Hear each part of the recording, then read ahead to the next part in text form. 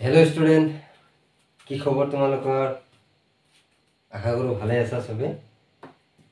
जे नहक last class आमी की आलोचना करि आसिलो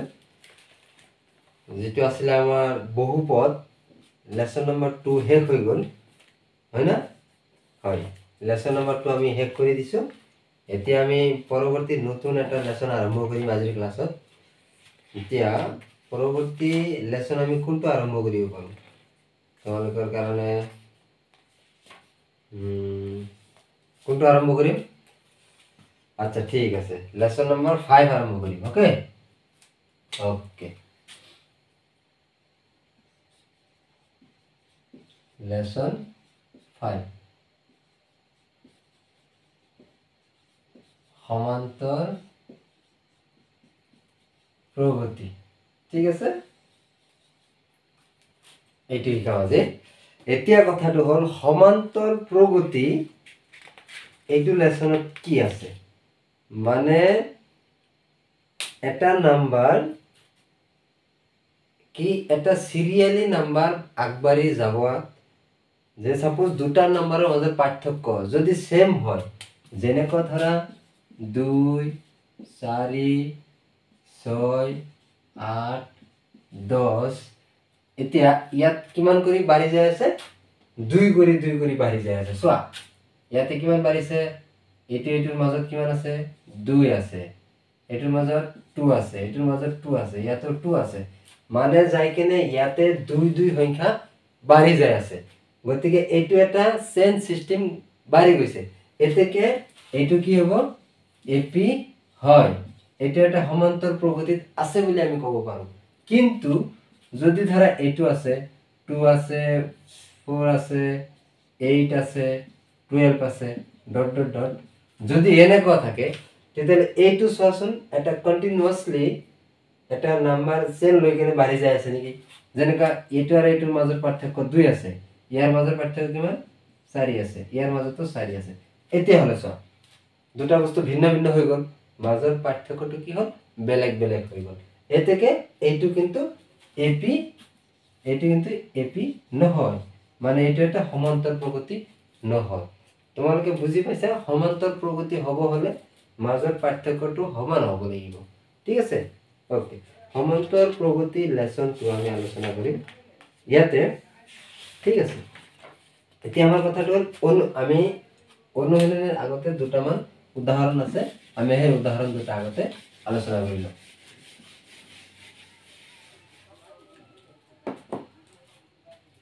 ঠিক আছে প্রথম एग्जांपल একত কি আছে 3/2 1/2 -1/2 -3/2 ডট ডট ডট এই সমান্তর প্ৰগতিটোৰ প্ৰথম পদ আৰু সাধাৰণ অন্তৰ ডি নিৰ্ণয় কৰিব লাগে ইয়াতে আমি কি বলাব লাগে তোমাৰ প্ৰথম পদ কি এ ওলাব লাগে আৰু সাধাৰণ অন্তৰ ডি উলিয়াব লাগে ওকে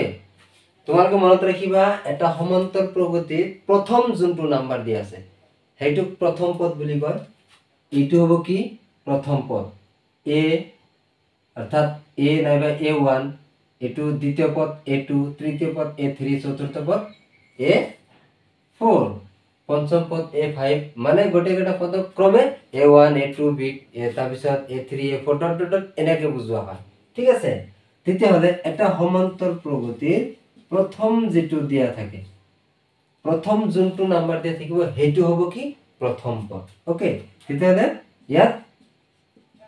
আমাৰ প্ৰথম পদ কি হ'ব প্ৰথম পদ এ জিগুলটো হৈ আছে 3/2 ঠিক আছে ইয়াৰ প্ৰথম পদটো হ'ল প্ৰথম পদ ওকে আৰু সাধাৰণ অন্তৰ ডি ডি জিগুলটো কি হ'ব সাধাৰণ অন্তৰ উলোৱাৰ ফৰ্মুলা আছে এটা সেইটো হ'ল দ্বিতীয় পদৰ পৰা প্ৰথম পদ মাইনাস কৰিব লাগে তেতিয়ালে সাধাৰণ অন্তৰ উলোৱাৰ ফৰ্মুলাটো কি আছিল দ্বিতীয় পদৰ পৰা প্ৰথম পদ মাইনাস কৰিব লাগে তেতিয়াহ'লে ইয়াতে আমাৰ দ্বিতীয় পদ কি দিয়া আছে ইয়াতে দ্বিতীয় পদ দিয়া আছিল 1/2 মাইনাস প্ৰথম পদ দিয়া আছিল 3/2 ওকে ইয়াতে 2 আৰু 2 লসাগু 2 একবাৰ 1 মাইনাস একবাৰ মাইনাস 3 এতেকে 1 ৰ পৰা 3 গলে -2 তলত আছে -2 2 2 ৰে কাটিলে -1 এতেকে সাধাৰণ অন্তৰ হৈ আছে -1 আৰু প্ৰথম পদ হৈ আছিল 3/2 ইয়াৰে এইখিনি আনসাৰ বুজি পাইছা না তোমালোকে মানে কি কৈছিলে যে প্ৰথম পদ আৰু সাধাৰণ অন্তৰ ওলাব লাগে তেতিয়াহ'লে প্ৰথম পদটো হ'ল 3/2 উলিয়াই দিলো আৰু সাধাৰণ অন্তৰ d হ'ব কোনটো এইটো পদৰ পৰা এইটো পদ মাইনাস কৰিম মাইনাস কৰি কেনে যিখিনি পাম হেইটো হ'ব কি সাধাৰণ অন্তৰ তো মাইনাস কৰি দিলো a2 - a1 a2 এইখিনি a3 এইখিনি 2 আৰু 2 লসাগু 2 2 2 হৰণ গলে একবাৰ 1 ৰ লগত 3 -2 2 হৰণ গলে একবাৰ 1 ৰ লগত 3 1 ৰ পৰা 3 বাদ দিলে -2 এতিয়া -2 আৰু তলত আছে 2 2 2 হৰণ গলে একবাৰ -1 বুজি পাইছা ঠিক আছে লিখিবা জলদি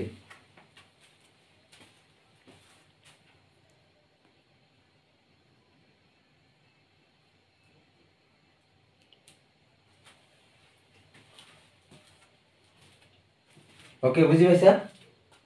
ঠিক আছে ওকে এতিয়া আমার পরবর্তী কোশ্চেন দিয়া আছে কিমান উদাহরণ 2 চাও উদাহরণ 2 কি দিয়া আছে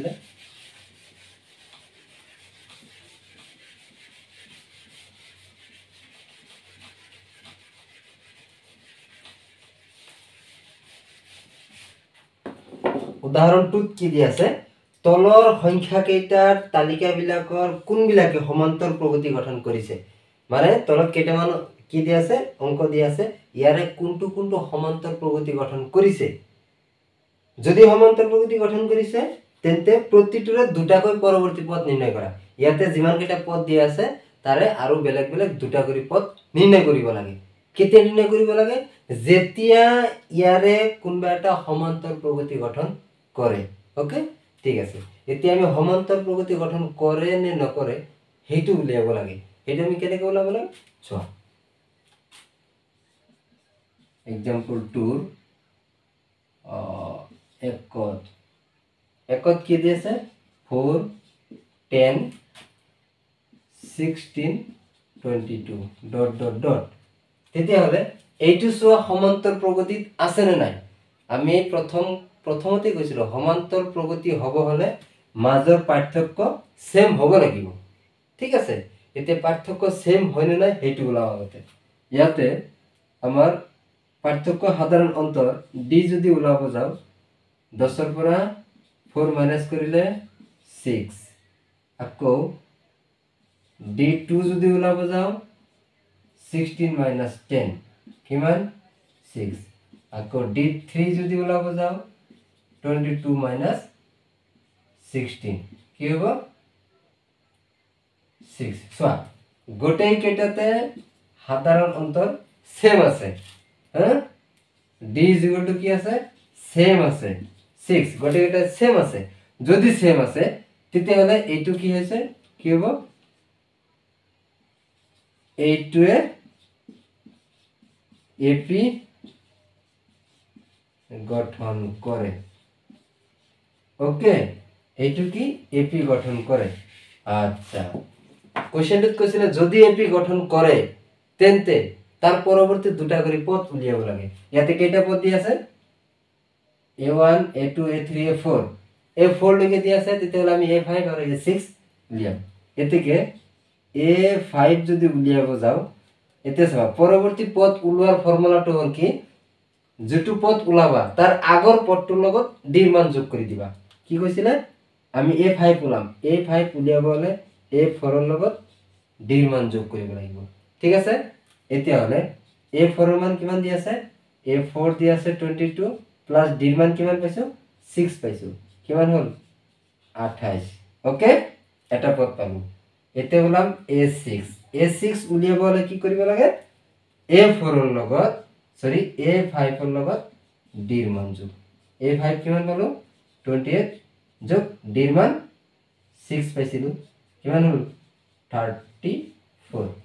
ওকে পৰৱৰ্তী দুটা পদ উলিয়াব দিছিল এই যে পৰৱৰ্তী দুটা পদ উলিয়াই দিলো বুজি পাইছা না ঠিক আছে ওকে তাৰ পিছত দুই নম্বৰটোত কি কৈছে দুই নম্বৰ কোৱেশ্চনটোত চোৱা কি দিছে 1 -1 -3 -5 এইটো সমান্তৰ প্ৰগতিত আছে নে নাই প্ৰথমতে এইটো চেক কৰিম তেতিয়া এইটো সমান্তৰ প্ৰগতিত থাকিব হলে আমি ডি উলিয়াব লাগে ডি উলিয়ালে কি কৰিম -1 -1 -2 আকৌ d2 উলাই দিয়া -3 আৰু এইটো ইফালে যায় মাইনাস প্লাস হ'ব 2 কিমান হল -2 আকৌ d3 উলিয়াই দিয়া কিমান আছে -5 এইটো মাইনাস ইফালে গলে +3 -2 সো গোটেই কেইটা d সেম আছে ইয়াতেও গোটেই কেইটা d এর মান কি আছে সেম আছে একদম -2 আছে এতেকে এইটো কি হবে এতেকে ap এইটো কি করে ap গঠন করে ওকে যদি ap গঠন করে তেতালে কি করিব দিছিলে পরবর্তী দুটা করি পদ নির্ণয় করিব লাগে ঠিক আছে তেতালে ইয়াতে 4 নম্বর পদ দি আছে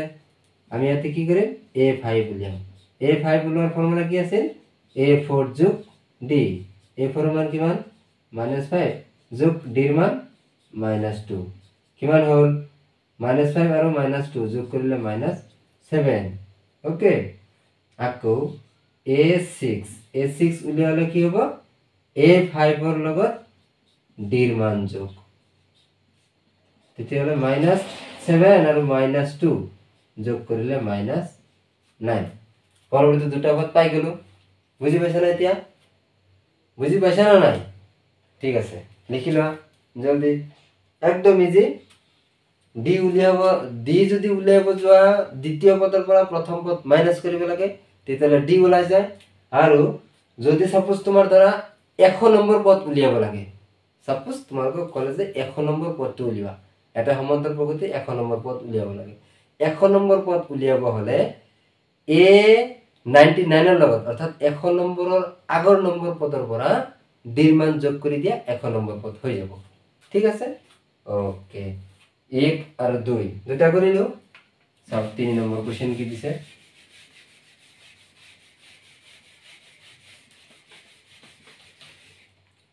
আচ্ছা 3 নম্বরটা কি দিছে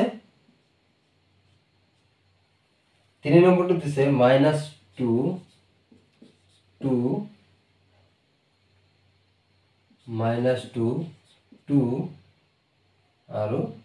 -2 ডট ডট ডট ওকে এতিয়া এইটুকু যদি আমি কৰিব যাও কি হ'ব ইয়াতে আমাক উলিয়াব লাগে কি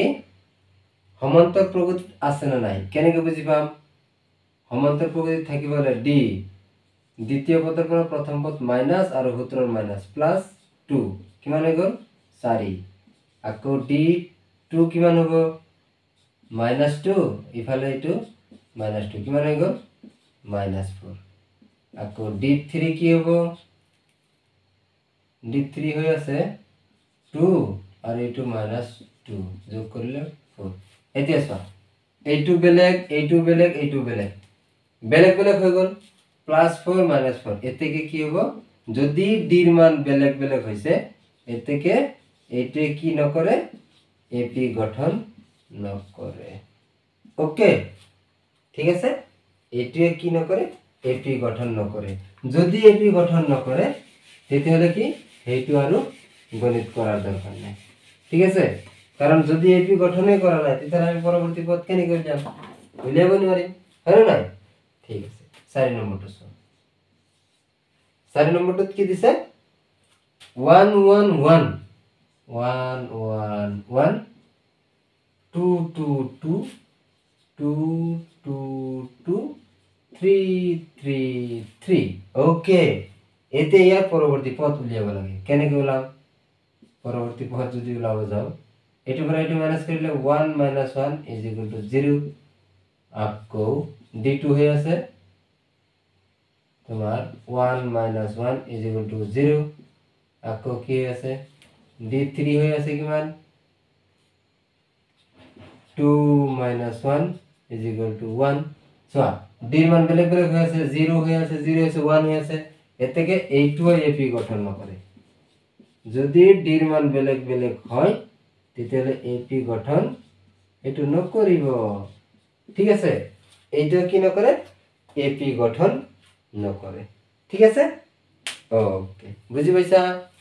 নিশ্চয় সো প্ৰথম 1 আৰু 2 এই দুটা এপি গঠন কৰিছে যাৰ কাৰণে আমি কি কৰি দিছো পৰৱৰ্তী চাৰিটা পদ আমি উলিয়াই দিছো 3 আৰু 4 এপি গঠন নকৰে আৰু এপি গঠন নকৰে কাৰণে এইটো আৰু পৰৱৰ্তী পদ উলিয়াব দৰকাৰ নাই ঠিক আছে ওকে মছি দিলো ঠিক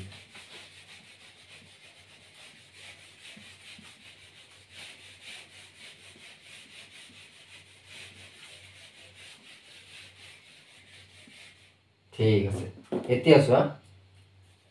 এতিয়া আমি অনুশীলনী তোমাৰ 5.1 ত ইমান এটা দৰকাৰী অংক নাই তোমাৰ 5.1 ত একত কোনো ধৰণৰ শিকিবলগীয়া অংক নাই ইয়াতে কিন্তু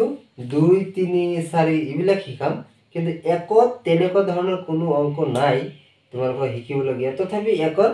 এটা মই কৰি দাও তোমালোকক এনে বুজাই দি আছো অনুশীলনী 5.1 ৰ কোনটো সাপোজ একৰ একটো চোৱা একত কি দিছে প্ৰথম কিলোমিটাৰত ট্যাক্সি ভাড়া 15 টকা প্ৰথম কিলোমিটাৰৰ ভাড়া কিমান 15 টকা তাৰ পিছৰ প্ৰতি অতিৰিক্ত কিলোমিটাৰত 8 টকা কৈ ভাড়ি যায় মানে প্ৰথম কিলোমিটাৰত ভাড়া কিমান 15 তেতিয়ালে প্ৰথম লিখা 15 ওকে তার পিছত কেই টাকা করে বাড়ি যায় 8 টাকা করে বাড়ি যায় ওকে তার পিছত প্রতি কিলোমিটারত 8 টাকা করে বাড়ি যায় এতে কি দিছে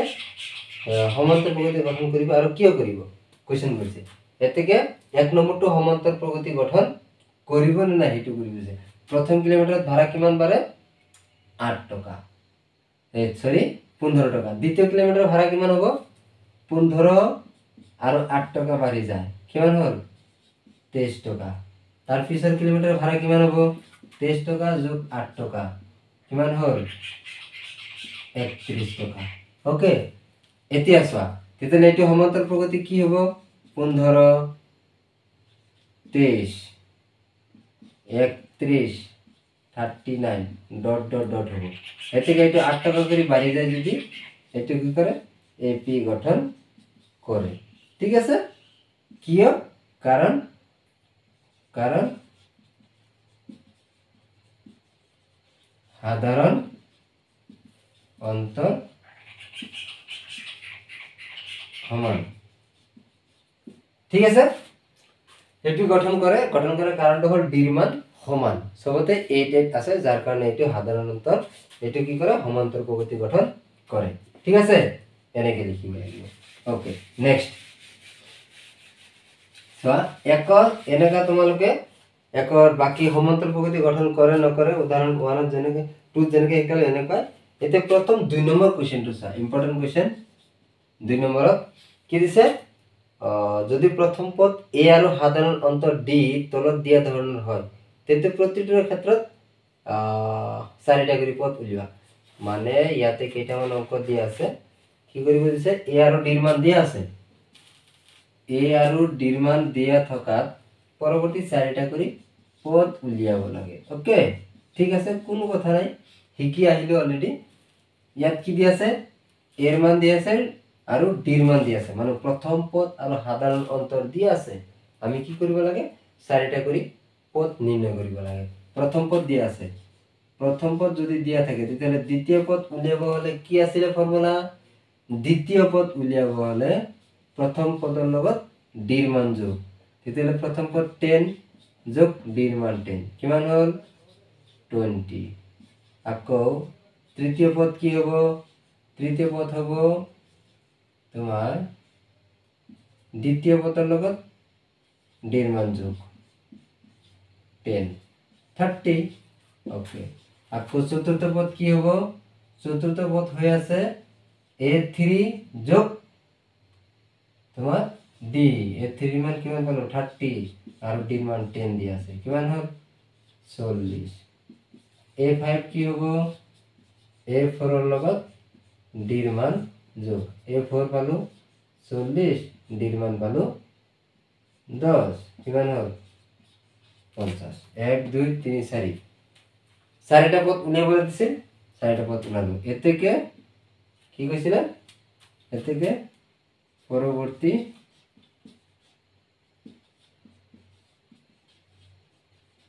পদ চারিটা হল কিমান 20 30 40 50 ওকে ঠিক আছে বুঝি পাইছা কেনেকৈ উলিয়াব লাগে মানে প্রথম পদ আর সাধারণ অন্তর এই দুটা মান দিয়া আছিলে তারপর আমি কি উলিয়াব লাগে পরবর্তী চারিটা করে পদ উলিয়াব লাগে একদম ইজি খালি এ অর্থাৎ প্রথম পদের লগত ডির মান যোগ করে দিয়া 2 নম্বর পদ ওলাই গল আকৌ 2 নম্বর পদের পৰা 2 নম্বর পদের লগত ডির মান যোগ করে দিয়া 3 নম্বরটো ওলাই যাব 3 নম্বর পদের লগত ডির মান যোগ করে দিয়া 4 নম্বরটো ওলাই যাব 4 নম্বরের লগত ডির মান যোগ করে দিয়া 5 নম্বরটো ওলাই যাব ঠিক আছে একদম কোনো কথা নাই ইজি ইজি একদম ইজি কোনো কথা নাই জাস্ট তোমালোকে কি করিব লাগে বুঝিব লাগে ওকে ঠিক আছে এক নম্বরটো করিলো এতিয়া 2 নম্বরটো সোয়া 2 নম্বর কোশ্চেনটো কি কৈছে এটো মুছি দিলো ওকে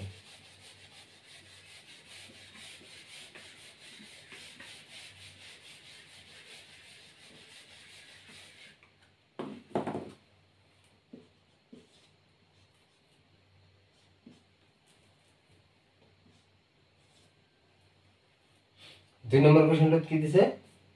-2 a = -2 d = কিমান 0 তেতিয়া হলে কি হ'ব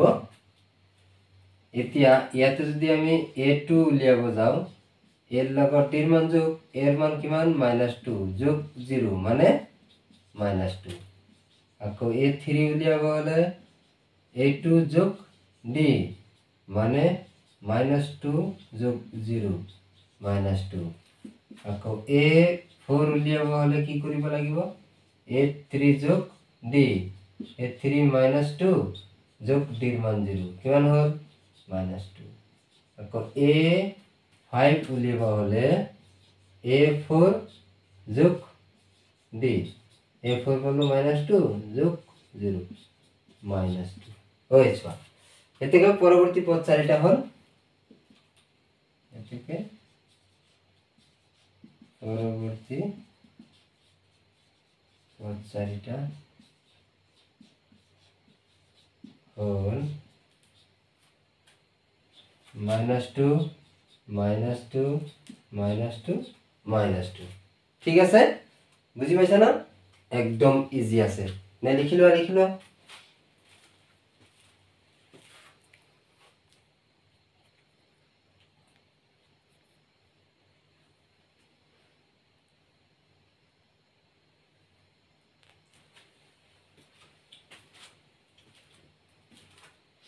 বুঝি পাইছা না তোমালোকে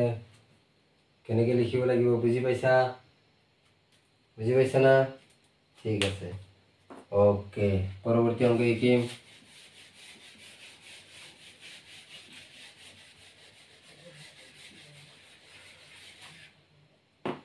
ঠিক আছে 3 নম্বরটো সোয়া 3 নম্বর কি দি আছে a4 a = 4 d = -3 ওকে তাহলে a2 কি হবো a2 হয়ে আছে a যোগ d 4 যোগ -3 তাহলে কি হবো 4 পরা 3 গেলে 1 আকৌ a3 কি হবো a2 যোগ d a2 কিমান পালো a2 পালো 1 যোগ d এর মান -3 কিমান হবো -3 এর পরা -3 আর +1 -2 আকৌ A4 কিমান হ'ব A3 যোগ D A3 কিমান -2 যোগ D ৰ মান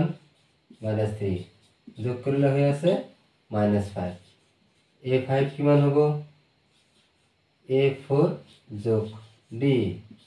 A4 কিমান A4 এ আছে তোমার -5 যোগ D র মান -3 যোগ করলে হয়ে আছে -8 ওকে এর থেকে পরবর্তী পদচারীটা হল 1 -2 -5 -8 ওকে ঠিক আছে বুঝি পাইছা না একদম ইজি আছে দেই মানে ইমান এটা টান নহয় কোশ্চেন বিলাক মানে তোমালোকে যদি বুজি পোৱা তেতিয়াহ'লে একদম ইজি আছে জাস্ট তোমালোকে অলপ বুজিব চেষ্টা কৰা ঠিক আছে বুজি পাইছা যে যিমান পদ উলিয়াব দিয়ে খালি তাৰ আগৰ পদটোৰ লগত ডিৰ মান যোগ কৰি দিবা একদম ইজি আহি গ'ল ঠিক আছে আচ্ছা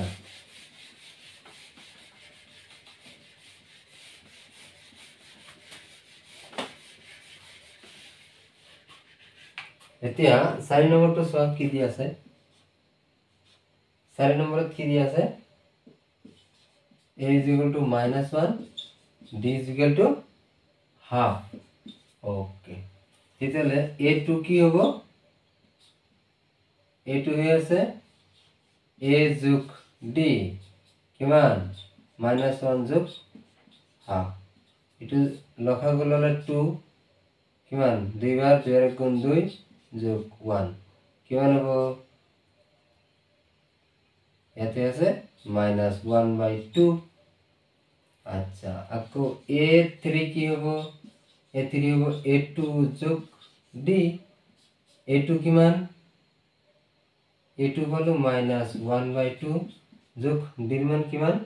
1/2 এতিয়া চোৱা 2 আর 2 লসাগু 2 হরণ করলে একবার -1 যোগ একবার +1 তেতিয়াহ'লে কিমান হ'ব 0 তাহলে 2 মানে 0 ওকে তাৰপিছত a4 কি ওলাব a3 লগত d এর মান যোগ a3 কিমান পেলো 0 যোগ d এর মান কিমান হাফ যে যোগ করলে হাফে হ'ব আকৌ a5 উলিয়াব হলে a4 এর লগত d এর মান যোগ কি হ'ব a4 পালো হাফ d এর মান আছে হাফ হাফ হাফ করলে কিমান হয় 2 1 যোগ 1 হইছে না এতিয়ালে কিমান হল 2 আর তলত 2 কাটাকাটি করলে 1 হইছে এর থেকে যাতে পরবর্তী পদচারীটা হল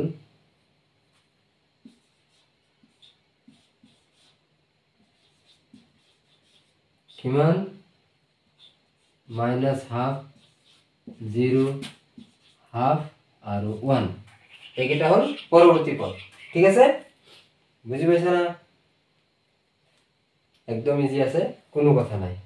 ঠিক আছে বুঝি পাইছ না না আকো বুঝাব লাগে ঠিক আছে চোৱা এর মান দিয়া আছে -1 ডির মান দিয়া আছে হাফ তেতিয়াহ'লে এতিয়া প্রথম পদ দিয়া আছে আমি দ্বিতীয় তৃতীয় চতুর্থ পঞ্চম চারটা করে পদ যেহেতু উলাইব লাগে দ্বিতীয় পদ উলাব হলে এইটো আর এইটো যোগ করে দিয়া তাহলে এইটো আর এইটো যোগ করলে কিমান হয় এর তলতে এক আছে 1 আর 2 লগাও কিমান 2 হরণ করলে 1 2 বার 2 এর গুণ 2 1 1 2 2 এর হরণ করলে একবার 1 হলো 1 গুণ 1 -2 আর 1 মাইনাস করলে -1 হাফ আই গল a3 হলো বলে a2 লগত d এর মান যোগ হাফ আর হাফ যোগ করলে কি 0 এতিয়া এইটো তোমালোকে কি করিও পারা এইটো যদি কোয়া যায় নাই 0টা আমি ইয়াতে না নিই ইয়াতে 0 আনিব পারিবা কেনেকে এতিয়া চোৱা ইয়াতে 0 আনার নিয়মটো কি মাইনাস হাফ প্লাস হাফ কাটাকাটি করলে 0 বুঝি পাইছ না মাইনাস হাফ প্লাস হাফ কাটাকাটি করলে 0 মানে মাইনাস আধার পরে মাইনাস আধা 0 ওকে এতিয়া আমি চতুর্থ পদ উলিয়াব হলে 0 লগত ডির মান যোগ 0 লগত ডির মান যোগ করলে হাফ ডির মান যেহেতু হাফ আছে হাফ যোগ করলে এই হাফে হবে ওকে এতিয়া হাফৰ লগত আকৌ মাইনাস হাফ যোগ কৰি না নয় হাফৰ লগত হাফ যোগ কৰলে 1 হ'ব আধা আৰ আধা যোগ কৰলে কিমান 1 এই যে ধুনীয়াকৈ যোগ কৰি দিলো সিম্পল কথা ওকে ঠিক আছে এতিয়া আমি কি কৰিম পৰৱৰ্তী চোৱা 5 নম্বৰটো 2 নম্বৰত যিমান অংক দিয়া আছিল গোটেইকেইটা তোমালোকক কৰি দিলো ঠিক আছে এতিয়া 5 নম্বৰটো কি দিয়া আছে a দিয়া আছে -1.25 a is equal to -1.25 আৰু d দিয়া আছে 0.25 সো ইয়াতে আমি যদি a2 উলিয়াব যাও কি হ'ব a যোগ d এর মান কিমান -1.25 যোগ d এর মান 0.25 তেতিয়াহলে এই দুটা যোগ করলে কিমান হ'ব কোন দুটো মাইনাস আছে মাইনাস মাইনাস যদি আছে কিমান হ'ব -1.25 এর লগত -25 যোগ করলে -1.50 মানে 1.5 0 কোনো ভ্যালু না থাকে 1.5 আকৌ a3 কিমান হ'ব a2 যোগ d a2 মান কিমান পালো -1.5 যোগ d এর মান -0.25 ওকে এতিয়া চাও 1.5 এর লগত যে 0 করলে 1.75 হ'ব ওকে আচ্ছা তার পিছত a4 কিমান হ'ব a3 যোগ d a3 মান পালো 1.75 যোগ d এর মান কিমান -0.25 -1.75 লগত এটা যোগ করলে -2.0 মানে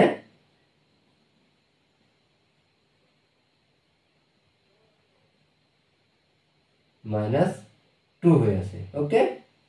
অর্থাৎ -2 এতিয়া a5 উলিয়াব হলে কি কৰিব লাগিব a4 যোগ d a4 এর মান কিমান -2 যোগ d এর মান 0.25 এখানে কিমান হয়ে আছে -2.25 এখিনি आंसर এদিকে পরবর্তী পদ চারিটা হল এদিকে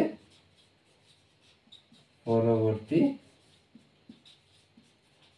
পদ চারিটা হল কিমান -1.5 -1.75 -2 -2.25 ঠিক আছে এইকেইটা হল পরবর্তী পদ এতিয়া চোৱা তোমালোকে নিশ্চয় বুজি পাইছা যে যদি প্রথম পদ আর সাধারণ অন্তর দিয়া থাকে তেতিয়াহলে তারপরে কেনেকে আমি পরবর্তী যিমান কেইটা পদ উলিয়াব দিয়ে আমি কেনেকে উলিয়াব লাগে নিশ্চয় বুজি পাইছা এতিয়া এতিয়া চোৱা আমি কি কৰিছো তোমাৰ উনয়নী 5.1 এৰ একৰ অঙ্ক এটা কৰে দিলো বাকি তোমালোকে কৰিবা 2 নম্বৰেৰ পৰা গোটেইকেইটা অঙ্ক করে দিলো তোমালোক ঠিক আছে 2 নম্বরের গোটেইকেইটা অঙ্ক তোমালোক করে দিলো নিশ্চয় বুজি পাইছা কোনো কথা নাই আর যদি বুঝা নাই যদি তোমালোকে বুজি নোপোৱা তেতিয়াহলে কি কৰিবা তোমালোকে মোক কমেন্ট কৰিবা ঠিক আছে যদি তোমালোকে কিবা এটা অঙ্ক বুজি নোপোৱা তেতিয়াহলে তোমালোকে কমেন্ট সেকশনত জনাই দিবা আমি নিশ্চয় ক্লাসটো বেলেগ ক্লাসত সেই অঙ্কটা আমি বুজাবলৈ চেষ্টা কৰিম তোমালোকক ঠিক আছে এতিয়া তোমালোকে কি কৰিব লাগে এই কোৱেশ্চন বিলাক তোমালোকে নোটবুকত লিখি ধুনিয়া কৰি তোমালোকে প্ৰেক্টিস কৰি থাকিব লাগিব ঠিক আছে আচ্ছা জেনক এতিয়া তোমালোকৰ কথাটো হল যে তোমালোকে আমাৰ এই চেনেলটো চাই থাকিবা একদম সিৰিয়ালি তোমালোকৰ ক্লাস 10 ৰ ম্যাথছৰ ওপৰত ক্লাস দিয়া হৈ আছে তোমালোকে সিৰিয়ালি ক্লাস বিলাক চাই থাকিবা লাইক কৰিবা কমেন্ট কৰিবা আৰু চেনেলটো যদি এতিয়ালৈকে কোনোবাই সাবস্ক্ৰাইব কৰা নাই চেনেলটো সাবস্ক্ৰাইব কৰি দিবা ঠিক আছে কাৰণ তোমালোকৰ সাবস্ক্ৰাইবৰ কাৰণে তোমালোকৰ এটা লাইক কমেন্টৰ কাৰণে আমি ভিডিও বনাবলৈ উৎসাহ আৰু উদ্দীপনা পাওঁ ঠিক আছে ওকে এতিয়া কথাটো তোমালোকে বাকী যিমান অংক আছে এইখিনি প্ৰেক্টিছ কৰিবলৈ চেষ্টা কৰক। পৰৱৰ্তী ক্লাছত আমি 3, 4 আলোচনা কৰিম। ঠিক আছে, আজিৰ কাৰণে এইখিনিতে ক্লাছটো সমাপ্ত কৰিছোঁ। ধন্যবাদ।